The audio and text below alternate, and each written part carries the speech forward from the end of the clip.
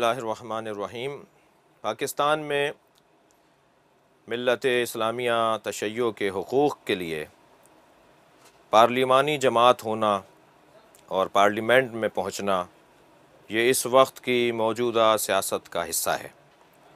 अक्सर औक़ात आपसे मशवरा ही तलब नहीं किया जाता, आपसे पूछा ही नहीं जाता जब पाकिस्तान की तकदीर के फ़ैसले किए जा रहे होते हैं। क्यों? इसलिए कि आप पार्लिमानी जमात नहीं हैं, आपकी असम्बली में अरकान नहीं हैं, आपकी कानून साज इदारों में आपके अफराद नहीं हैं, लिहाजा आपसे मशवरे नहीं किए जाते। इसलिए पाकिस्तान के आइन के मुताबिक और पाकिस्तान के कानून की रोशनी में अपने हुकूक़ की जद्दोजहद का एक रास्ता इंतखाबात में हिस्सा लेना और इंतखाबात के ज़रिए से उन इदारों तक पहुँचना कि जहाँ जाकर आप अपनी आवाज़ पहुँचा सकें।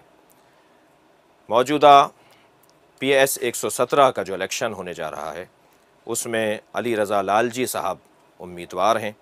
शुक्रिया अदा करते हैं कि उनके हक़ में, उनकी हिमायत में जनाब रिज़वान पंजवानी साहब और मोहसिन मकादिम साहब जो MWM के उम्मीदवार थे, और जनाब हसनैन हैदरी साहब और जनाब ओन मोहम्मद साहब जो आज़ाद उम्मीदवार थे, इन चारों अफराद ने उनके हक़ में अपने आप को दस्तबरदार किया है और उनकी हिमायत का ऐलान किया है। मैं इलाक़े के तमाम PS 117 के तमाम उन अफराद को कि जो इंतखाबात में अपनी राय देने का हक़ रखते हैं, हक़ के राय दही रखते हैं, उनसे गुजारिश करूँगा कि जनाब अली रज़ा लालजी साहब को कामयाब करवाएँ और उन्हें एक क़ानून साज और क़ानून के मुताबिक हुकूक़ की जद्दोजहद से मुताल्लिक़ इदारे में पहुँचाएँ। अली रज़ा लालजी की इलाक़ाई ख़िदमात तो PS 117 के अफराद जानते हैं, फ़लाही कामों में मसरूफ़ हैं। अहले बैत के पैगाम को घर घर तक पहुँचाने में जो मीडिया के हवाले से उनका किरदार है वो भी किसी पे ढका छुपा नहीं है।